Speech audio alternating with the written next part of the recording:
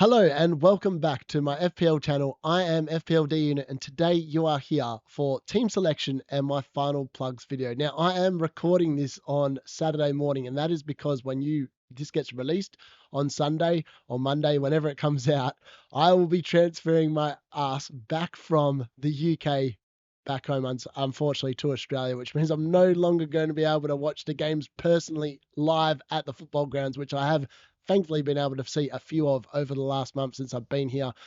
And yeah, I'll be back in my normal setup. So this will be the last couple of videos that you'll see before I will be back at home in my normal setup for the deadline day stream on Tuesday night UK time or Tuesday afternoon and Wednesday morning Australian time. So look, hopefully you've appreciated the content I put out. I've literally been traveling for like the last month and working off my laptop is definitely not something that's easy to do. Yeah, and I've had to edit quite a little bit of stuff, whereas on my normal PC at home, it's literally just I record and I upload because I can literally edit it as I'm recording. So yeah, without further ado, let's get into the final plugs for this week and find out where I'm thinking. So at the moment, replacements for injured, out of form players now. The only player that I'm really concerned about in my team, we'll get into that currently, is Colwill and Jackson. That's because Chelsea have been a little bit out of form, but I am going to be holding the faith for now. I did think about bringing in a Palace defender, and I still potentially could in the deadline day stream, but realistically, I just don't know if it's worth it. With Newcastle having won that Carabao Cup quite well, and Arsenal needing at least 3 goals to overturn it, I just think that bringing in an asset that I'm going to then have to transfer out again because I'm not going to be using my free hit in game week 29. I've got that penciled in for game week 34. Check out my chip strategy video for that one. It's in this week's playlist. But yeah, this is some of the things. So look, defensive assets for me, it is number one, Lewis Hall from Newcastle. He's amazing, looks great on paper. I own him in my team. And I think he's definitely the best buy if you don't have him. At number 2, I've got it as Robinson, only because he's 5 million. Ainer's at 5.2, puts him slightly out of this for me. So for me, Robinson's definitely the next best. He has the most assists out of any defender this season. So that's all we need to know there. Number 3, it's Munoz. Now, I did tie up between having him or Chalobah here, but Chalobah potentially could be recalled by Chelsea. And if he is, I think he becomes a really good asset to own at Chelsea because he's only got 4.4. So for me, it's just a wait and see over the month of January for that one. At number 4, it's Milenkovic. I still think he's the Nottingham Forest best defender to own. And I think if you want to get into that back line, I think after the Liverpool game this week, he's probably the one you want to go to. Now, the midfield replacements. I did have 5 there, and then I just really couldn't make up my mind on who number 5 should be. But if you wanted number 5, it's probably Aina from Nottingham Forest. Midfield replacements for Saka or anyone else that you are looking to get rid of cheap-wise, it's number 1, Murphy. He just looks amazing. He looks nailed on in that right wing position. He doesn't have as much goal threat as some of the other players that are on this list, but he's just quality. And, Newcastle are in such a good run of form. They've got a nice run of fixtures. He's definitely somewhere you could go. Ismaila Sarr still comes in at number 2. I'm not overly convinced here, but Crystal Palace have an amazing run of fixtures, which is why he's at number 2. Ahmad is in at number 3 because he has Southampton up straight in front of him, and the next 4 look pretty good on paper as well if you're buying new. And then Rodgers has the Everton new manager bounce to deal with. Not sure how that's going to be. David Moyes is probably going to be confirmed by the time this video goes out, but at this point in time, he's not. And yeah, it looks like he's going to be taken over there, and I think that he's going to be better than Dyche in terms of what Everton can produce. So I'm really excited for that, and I think they will get a new manager bounce. So Rodgers comes in there because obviously they've got the Arsenal fixture afterwards, but then the next run of 3 after that, Rodgers will be going back up in this list very shortly. Expensive options. It's number 1. It's Bruno Fernandes this week. The Southampton at home fixture. I will strongly consider captaining him this week as well. I'll get into that in a different video on my final decisions one that will probably go out live after this one.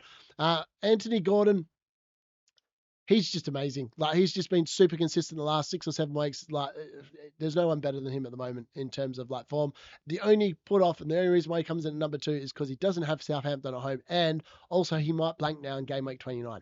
Eze comes in at number 3. It was a toss-up between whether him or Gibbs White should be 3 or 4, but I've gone with Eze because of the run of fixtures. Again, you do have to be aware of that blank potential in game week 29. Gibbs White's been amazing. Like the last 6 weeks since he's been back from injury, settled back into the team, he's just got such attacking potential. And the way that Nottingham Forest play, he just is electric carrying the ball forward. Him and Chris Wood. Oh, my God. And then number 5, it's Savio. Just a bit of a roughie. I just think, you know, I have Foden in my team, and I'm quite happy owning him the next couple of weeks. But if you were a betting man and you wanted to take a gamble, you could chase the points that have already been for Savio. He might get a few more over the next 2 weeks. That's obviously if you have Salah and Palmer. Now, in terms of the forward replacements, it still has to be Isaac at number 1. Now, lots of people still don't own him. He's only got 54% ownership. So lots of people still trying to take him on. Don't know why. Chris Wood, I think, is still number 2, even this week, because Liverpool do concede goals. And this man has a shot conversion percentage of over 32.5% on the season. That means that 1 in every 3 shots goes in. He needs 3 shots in this game to score a goal pretty much, if that. It's insane. So for me, Chris Wood's brilliant. Solanke comes in at number 3. The fact he plays 90 minutes every week is probably something that we need to be giving more credence to in terms of the forward positions. So I think for me, he's number 3. And number 4 is Raul. He's got the new manager bounce to contend with the West Ham fixture now, but I think realistically, he's on penalties. He's a cheap option. If you needed to free up funds or whatever, he probably comes in number 4 at the moment. So, is it worth bringing back semi-premium midfielders such as Diaz and Mbeumo and Jota? Well, no, I don't think it is. Like, the fixtures for them the next few weeks are not overly flash. Liverpool have just rotation problems going through left, right, and centre. Cheaper defenders are definitely the way as well.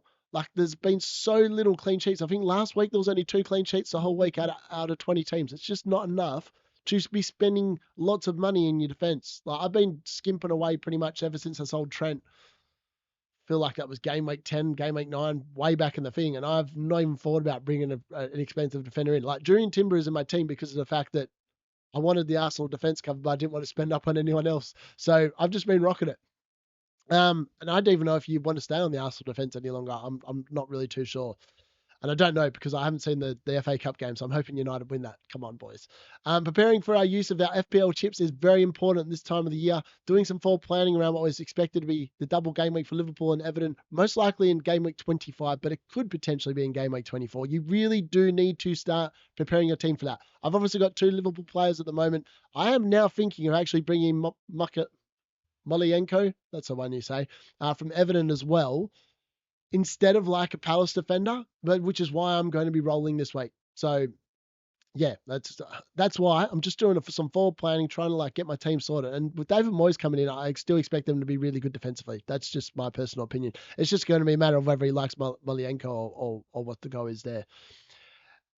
So look, it is also time to start coming up with your strategy on how to attack the back half of the season, with decisions being crucial, particularly on players that are in form or out of form, and you might need those transfers later on, which is why this week I'm like, so much of me what just wants to trade out Colwill for like Munoz or Chalobah in the defense, but I've just not done it at the moment because I don't know if I'm going to need those transfers. I want to, like, it's annoying that the second leg of the Carabao Cup is at the start of February.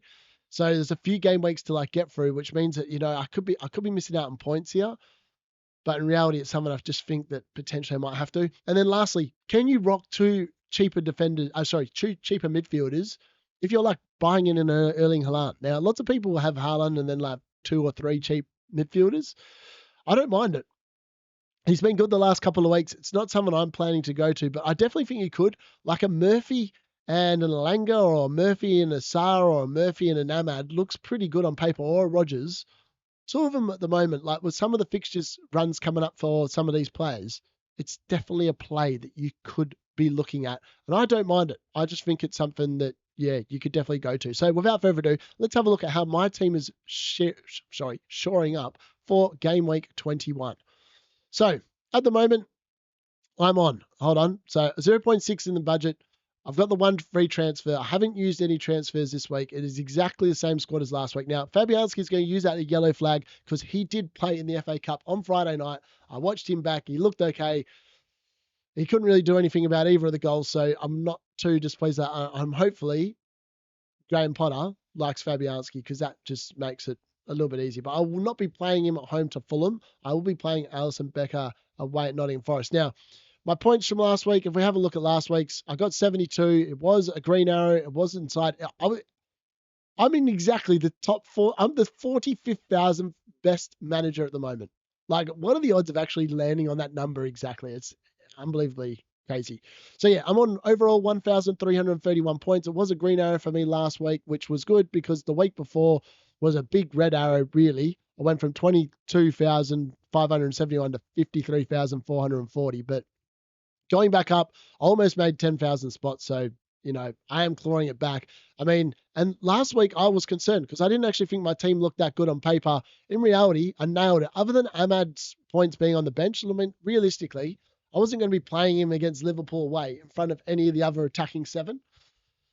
So realistically, Nicholas Jackson was just unlucky. He could have easily returned in that game against Crystal Palace, but he didn't. So looking ahead to this week, I do have a couple of clashes this week, and it's not the most perfect of weeks for me. So with that being said, let's see what I'm looking at the moment. So I am going with Alisson Becker in goal instead of Fabianski, even though potentially West Ham could have the new manager bounce and they could shut out Fulham. Like realistically, they looked better defensively against Aston Villa in the cup. And maybe Graham Potter does get a bit more defensively minded. I feel like Alisson Becker, I feel like Nottingham Forest are going to score here. And like Chris Wood could easily score as well, but at the moment he's currently on my bench. So let me know in the comments if I got that one right or not. But so yeah, I'm quite happy with the whole fixture at home to Wolves. That looks amazing on paper. That could easily be a big haul there for Hall. Robinson away at West Ham. I am expecting West Ham to score now. Fulkrug did do his hamstring, and obviously Bowen's out injured, which does limit their attacking potential. So maybe they can shut West Ham out. Maybe it could be a 0-0 draw. I would take a 0-0 draw, no problem at all. But I'm just hoping that Robinson will be able to get me some sort of an attacking return because I don't think realistically he's going to keep a clean sheet. And ditto for Jurriën Timber. Like he's got Tottenham at home. You never know what you're going to get with Tottenham. Like Arteta might be like, of the mind, we're not playing that well at the moment. Let's just shut this down and make sure we don't concede. In that case, Timber looks amazing, as does the Arsenal defense. It's just going to be a matter of to see what happens. But like they do defend really well. The defensive data is really there. So playing him over the other two, we'll talk who's on my bench later, I think makes the most sense at the moment. Particularly when you look at the other players on my team. It's just too many clashes if I play some of the others. So that brings us to the midfield. This week, I am starting a midfield 5. And that will be Cole Palmer, starting at home to Bournemouth. Now, he doesn't have... for me, the captaincy decision, I delve into this. I'm going to be delving into this in my final decisions video because this week I think there's some actual warrant behind looking at the captaincy. So Palmer's got a nice fixture at home to Bournemouth. Has been pretty good this season. Underlying data the last few weeks has been really good as well. Bruno Fernandes, though, makes it in as the vice captain at this moment in time. He has the Southampton at home fixture. And my God, I'm so glad that I held Bruno and Ahmad. I was looking at moving in the last couple of weeks, but I've held the faith. They delivered for me last week, even though Ahmad was on the bench. But this week, they both get the chance to start. And after I saw Southampton concede 5 at home to Brentford, I'm very excited about what potentially Man United might be able to do to the Southampton team. So hopefully there's no injuries on Sunday against Arsenal in the FA Cup.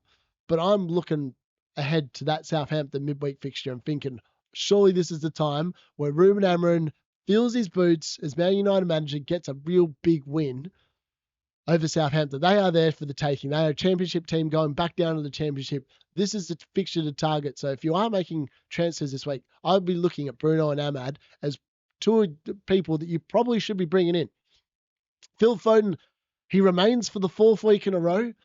Obviously, he's returned the last couple of weeks, and he did score against West Ham. And Brentford do concede goals at the G-Tech. So, look, I had a dream that Phil Foden got a brace in this game like a couple of days ago. So, I'm holding the faith here. Phil Foden will be starting in my team for the 4th week in a row, and then I will be holding him for the Ipswich game the week after. Hopefully, it's over the 5 weeks. It looks like it will pay off. Hopefully. That's my aim here. So look, I'm quite excited about that Brentford away fixture there. And it is a differential that no one really has. So if Man City play well, I'm loving life because Phil Foden is 100% going to be involved.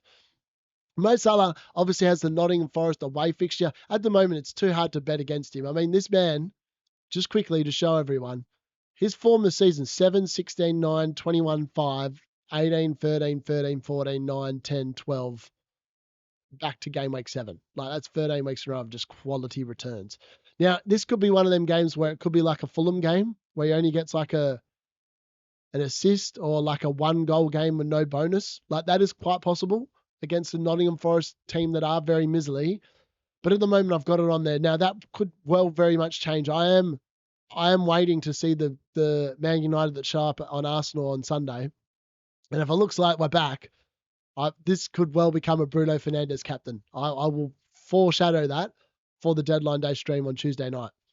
Now, up front, it is a front two this week. It is Isaac at home to Wolves, which, again, he could definitely come into captaincy calculations this week.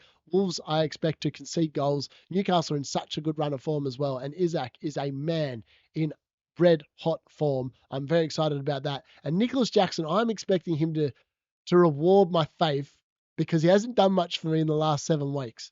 But I just feel like he's not far away from getting a good return. So for me, Nicholas Jackson's a hold, and he is staying in my team. Moving down to the bench, and it is an unlucky bench this week. So we have Fabianski at home to Fulham, who's now no longer yellow flagged on my thing. That's weird. That just updated then, obviously.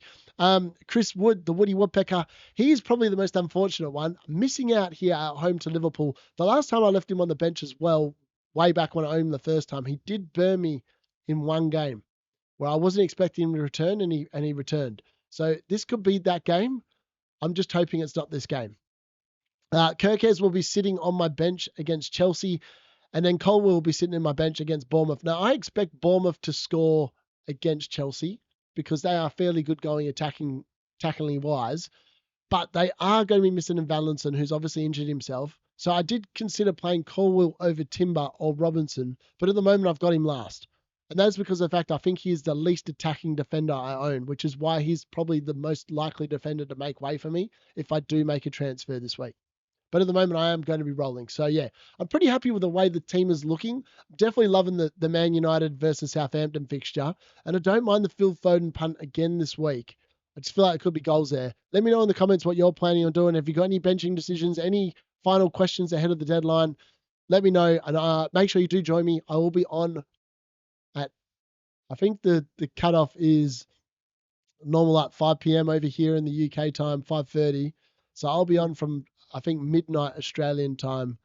So I'll be on. Either way, I'll be on. I'll be alive. I'll still be on UK time. So for me, I'll be literally a day back in Australia. We're driving 6 hours back to Kalgoorlie. Maybe when you're watching this, I'm not sure. So yeah, bear with us. I will be back in the old setup, my comfortable setup at home with my massive monitor and dual screens and stuff. So that'll make putting these out a hell of a lot easier.